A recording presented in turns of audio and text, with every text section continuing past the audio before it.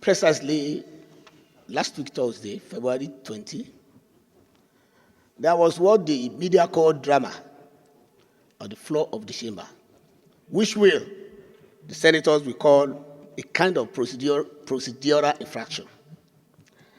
Like I said also, that I was seriously impassioned to speak on this because the Senate actually got a bloody nose throughout last week over this issue. And it bordered seriously on the orders of proceedings in the Senate. And we know that orders, the standing orders in the Senate, is the Senate's catechism. And this is what rules the Senate. Because we are ruled by rules, laws, statutes, and orders.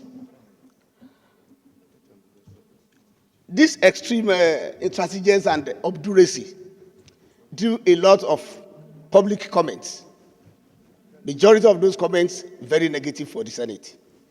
And precisely it happened to one of our colleagues, that's Senator Natasha Apoti-Iduaga, who, against Order 6 of our standing order, whereby the Senate President is variously and particularly strengthened by the statutes to allocate seats to senators. And we know that within the Senate chamber, a senator can be allocated any seat. And since no senator is allocated a seat outside the Senate chamber, we think that the Senate President is in order in this wise. But like I said, that the infraction degenerated to the extent that our colleague disagreed in order to stand by the orders of the Senate while raising a point of order. And we know that when you are in the Senate or in the legislation, when you are not in order, you cannot raise a point of order. You have to be in order to ask for order. As this was not enough, the media trolled the Senate variously and precariously from that Thursday. And I, as the spokesperson of the Senate, I had to go about trying to mend those broken pieces of the images and integrity of the 10th Senate, which I think should not have happened. And like I said, I reiterated that the Senate is not for skit making. It's not for content creation, whereby we show off before cameras, for the media to take pictures, take shots, snapshots, TikTok, and so on and so forth. And then we exhibit so that we can play the underdog, and then the general public, who might be very oblivious of the guiding rules of the Senate, can poo-poo the Senate. So this brouhaha went on up till today. And I know, because as we are here, some media houses are still even inviting me to come and explain off further what transpired. But, Mr. President, my hunch is not whether a senator can raise any issue within the chamber, because we know we enjoy absolute privilege.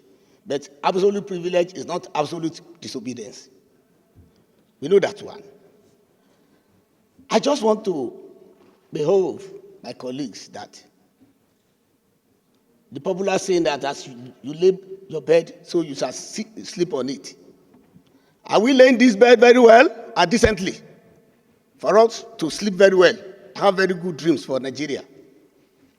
We are all here, 109 of us, Mr. President and my colleagues, sent to this place by our constituents for 3 major reasons: to make laws for the good governance of Nigeria, to advocate for our constituencies, various ones for that matter, and to do oversight functions of the MDAs And anything outside this, we look at it as privileges, not only the sitting arrangement in the Senate. And we all subscribe to the leadership of the 10th Senate under Senate President, Senator Godwin Obot Akpabio.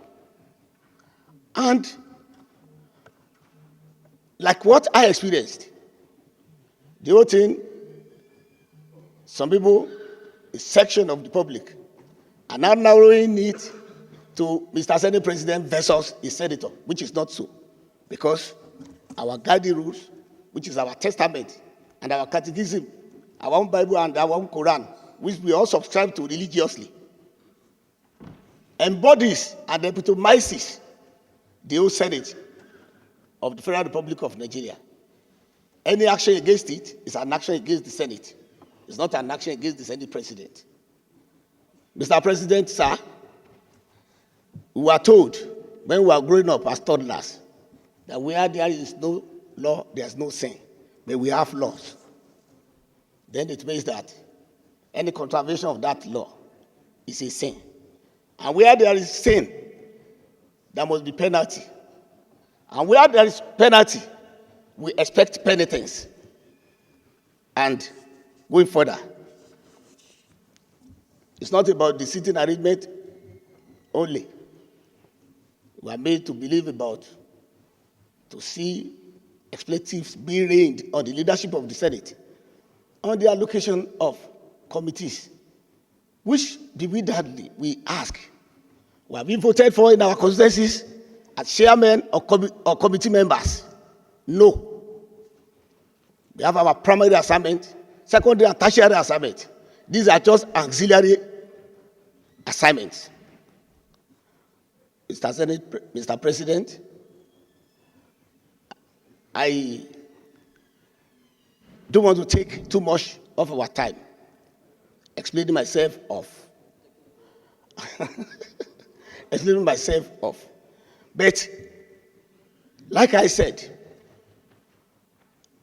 I want the leadership of the Senate to stand by the rules. And when infractions are being committed, because we can see a liturgy of it, that some people have done it before, nothing happened. Some other people are taking it. I, as your spokesperson and an image maker, when an image is broken beyond recognition, then to make that image become very Herculean, almost impossible. And so for me, I'm just, without submitting a report, which I will still do later, want to thank my colleagues and the President of the Senate for giving me this opportunity to present to you the happenings in the Senate and outside the Senate in the past 6 days. Dear colleagues, I so submit. Thank you very seriously. To pray. Yes, major prayer. I should not pray any prayer. Yes. It's not a substantive motion. I want to metamorphose. If you don't have any prayer, it means you have not moved. In supporting Senator Daramodu, I want to emphasize that the integrity of the Senate cannot be compromised. This is the Senate of the Federal Republic of Nigeria.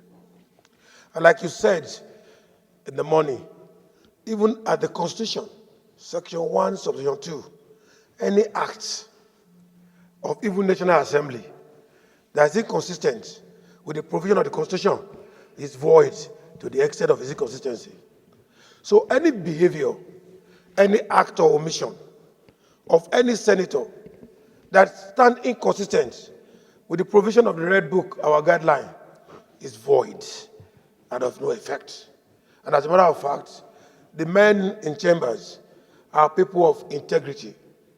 Mr. Senate President, I am very privileged to be here as a senator to meet very distinguished names that I've been hearing on the front of newspapers.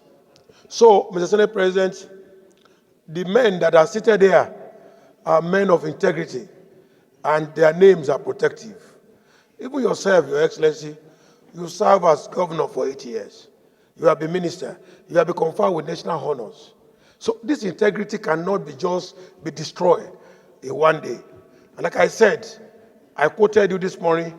You said any act of parliament that is inconsistent with the provision of the Constitution is to the extent of its consistency void and of no effect. Attorney General of Bender State and Attorney General of Federation. Any behavior, any act or omission of any senator of the Federal Republic of Nigeria that is inconsistent with the Red Book is to the extent of its consistency void and of no effect. And we owe the public a duty of explanation, which I think Adramodu has formulated and distilled very well. It's not an emotional matter. And we have very many committees in the Senate that handle issues like this. The ethics committee is there.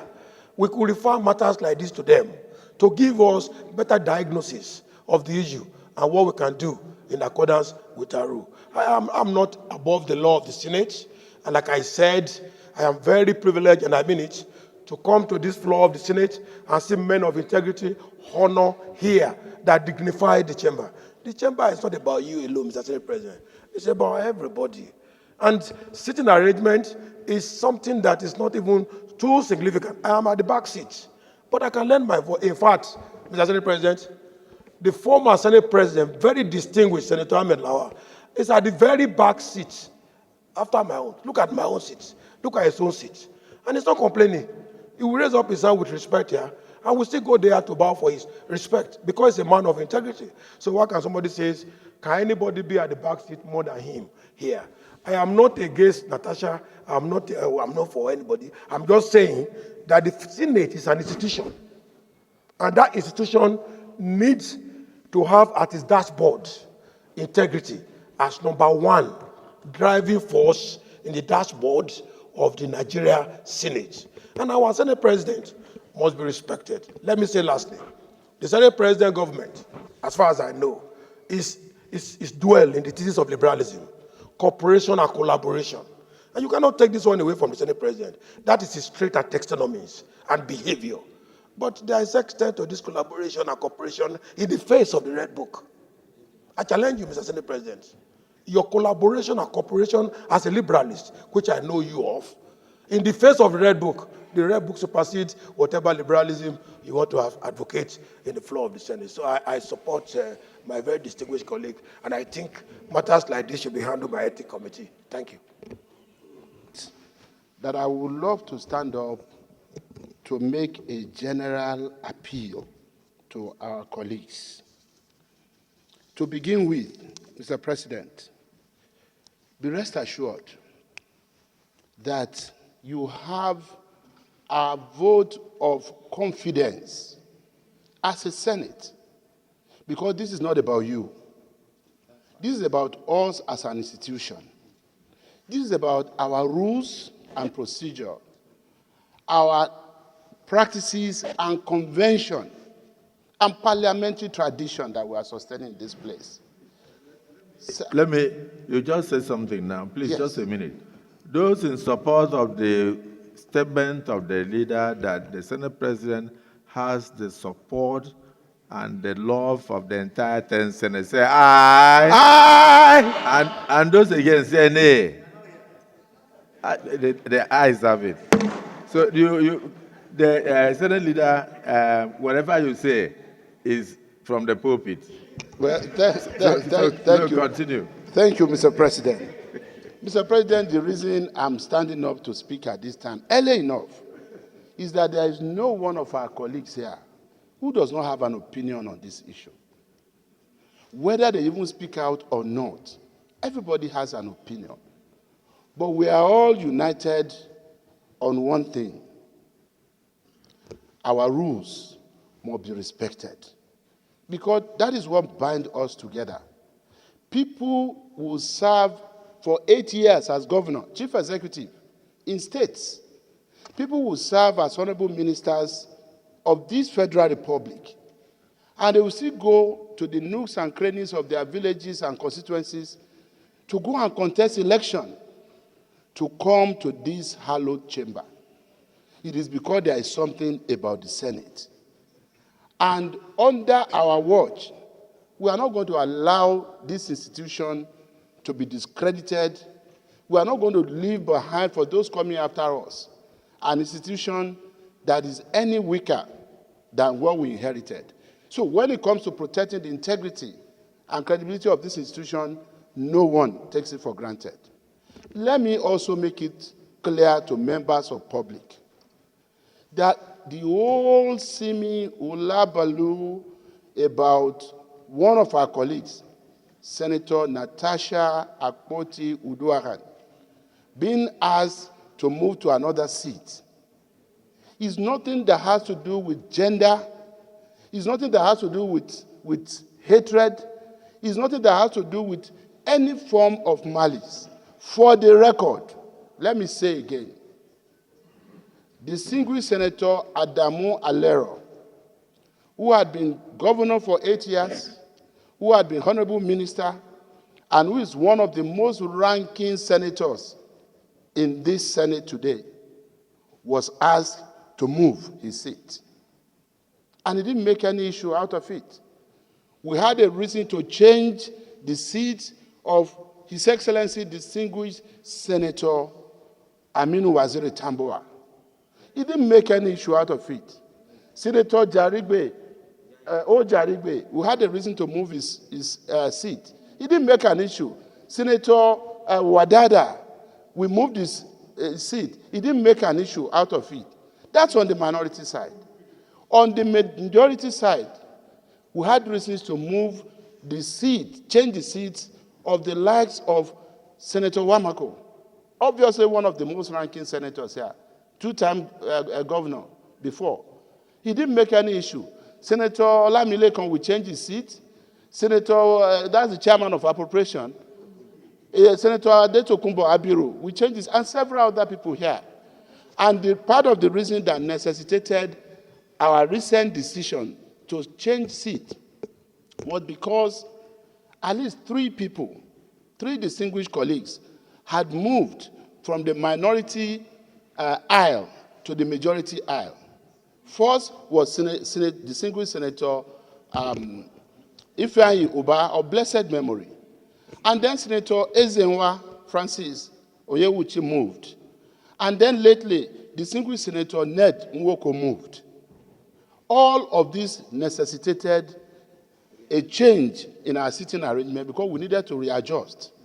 Of course, I understood why distinguished Senator Adaramodu would be concerned. He's our image maker, he's our spokesperson. And most of all listened to the interview that distinguished Senator Natasha Akpoti Uduaghan granted unberiketed. She exercised her right to speak, but the question was about the contents of what she said, whether it was the truth or not. Sir, we have a committee that is in charge of how much of a strength of character we display as elected members of this Senate. How much of respect to the rules of this Senate that we display. That is the Committee on Ethics, Privileges, and Public Petition. That committee has a responsibility not only to investigate whatever alleged, refusal to obey our rules or display of lack of strength of character, but the committee also has a responsibility to ensure that the privileges of the affected senator are also protected.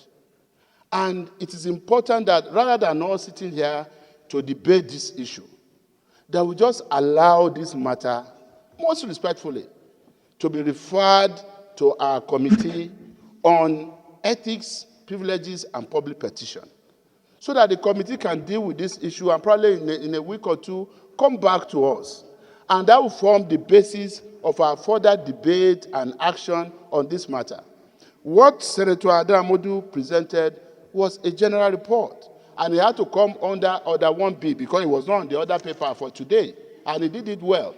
But it was not for him to make any prayer. It was not a substantive motion that he was bringing.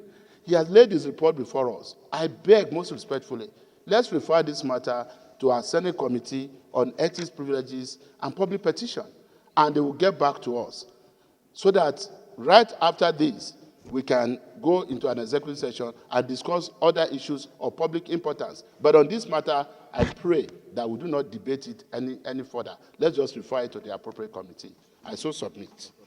What has finally arrived at a motion before us that we should refer the entirety of the saga to our Ethics Code of Conduct and Public Petitions to revert back to us. But let me just read this for the record.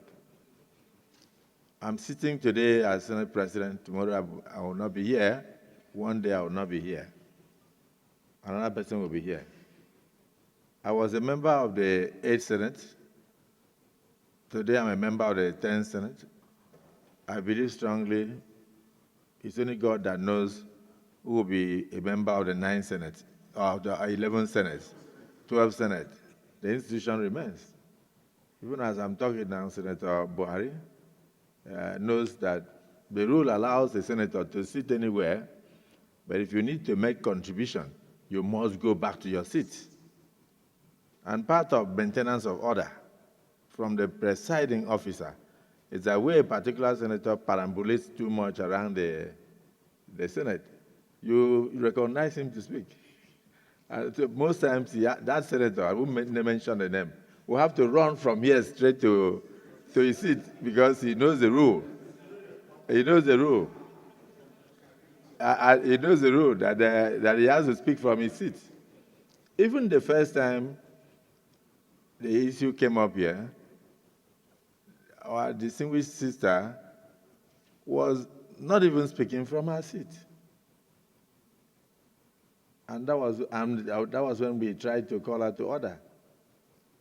I think part of the problem is when people come from court-declared senators, they miss the orientation.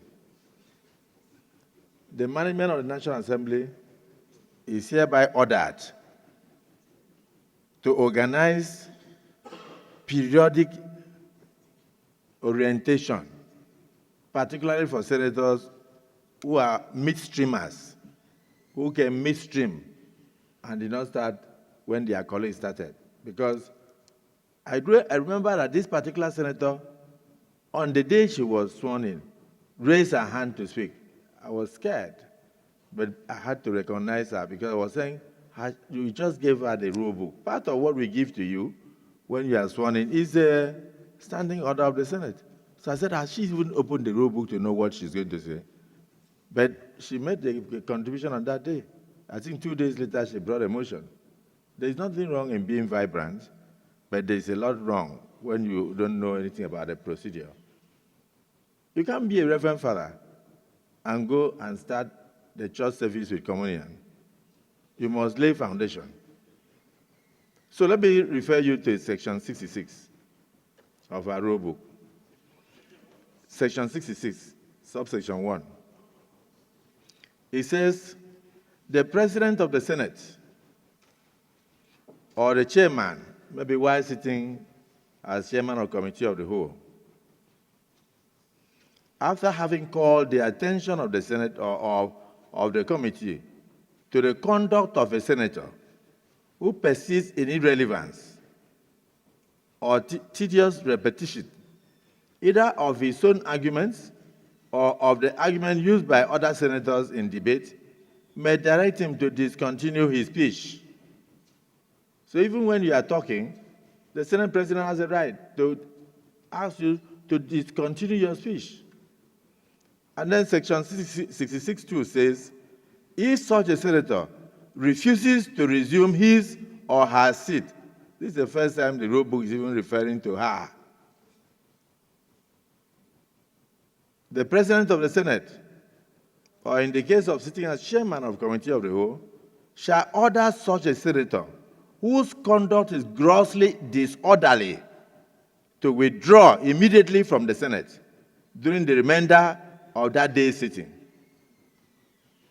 The President of the Senate shall order such a senator to withdraw in the event that he views her conduct or his conduct to be disorderly for the remainder of that day's sitting.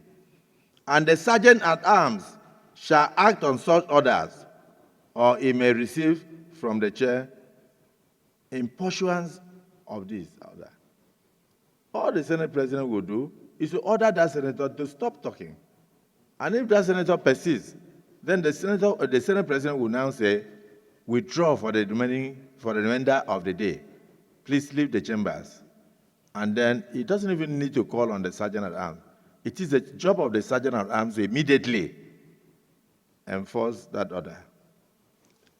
Now, I want to take us to section 55. I don't want to go down. You go through that section 66, you'll see others. But look at 55. Behavior of senators in the Senate. This one is a general thing. We must read this when given to us. It's like a Bible in the church. It's like a Quran in the mosque. At the entry, or let's say, during a sitting, that is section 55.2, all senators shall enter, 5.5, all senators, during a sitting, all senators shall enter or leave the Senate with decorum. It means that the sanctity of the Senate must be maintained. And please go through it. You'll see what is expected of a senator. You can't even cross the floor during sittings. You can't chew chewing gum during sittings. You can't make phone calls during sittings. You cannot even drink water in the chambers during sittings.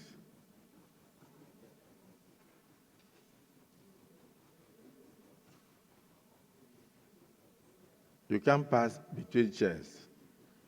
At the point of putting a question during sitting, no senator can step out of the chamber. When a senator is speaking, no senator can pass his front or pass between chairs. When the president of the Senate is putting a question, that is section 55.7. No senator may walk out of or cross the floor of the Senate. When the question is being put, you are expected to be seated on your seat.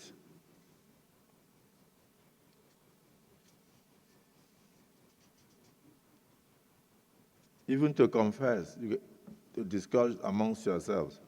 When a senator is speaking, it has to be in very low tone so that you don't disturb the chambers. Then if you go to section 6, subsection 1, the president of the Senate shall allocate a seat to each senator. Sub 2 says, a senator may only speak from the seat allocated to him, provided that the president of the Senate may change that allocation from time to time. It's not me that made these rules. So even without giving reason of defection, decampment, or anything, the Senate president can observe, as they are calling me in the social media, headmaster. The headmaster can observe that two senators are too close and they are always discussing. And it says, in order to ensure the sanctity and decorum of the Senate, Senator Abdul Fattah Buhari, move to the next seat. You are too close to Sahabe Yao. You move to this other seat. And it must be obeyed. If you want to be a senator, please learn that this is our guiding principle. All the things that they are saying outside. Here, this book here gives the power to the Senate president to even suspend a senator for at least 14 legislative days without reference to any committee. And that means if we are sitting 3 times in a week, that comes to about 5 weeks without reference to any committee. And that stands. But on that day, you will notice that after we pleaded with her to speak from her seat, and she refused, I think our colleagues rushed to her and attempted to mute her microphone. I did not mute the microphone because, as at that day, we didn't have the capacity for the Senate President to mute the microphone from here because of the new installation we have here. Our colleagues went there and tried to mute the microphone to plead with her not to talk. But later on, I sent somebody from here to go and tell them to unmute the microphone so that she can ventilate her grievances. I wanted to hear why she would not move. But when I listened to what Senator Daramodu brought, I found out that the reason why she did not obey the Senate standing order was because she wanted to position herself where the camera can see her. And so the standing orders of the Senate will not matter unless she sits where the cameras can see her. But I want to let you know that here is an instrument placed before the Senate President that the moment you press that you want to talk, it gives a signal here. So whether I see you directly by raising your hand or not, I will see you on the instrument before me. So there is no senator that is not covered here. There is no place that you speak from that the camera will not catch you. So I want to say that we have a motion on the floor. Distinguished Minority Leader, please, everybody should go back and study the rules very well so that we stop the idea of washing our dirty linen in public as if we are not guided by laws. We are lawmakers. We cannot also be lawbreakers. Yes.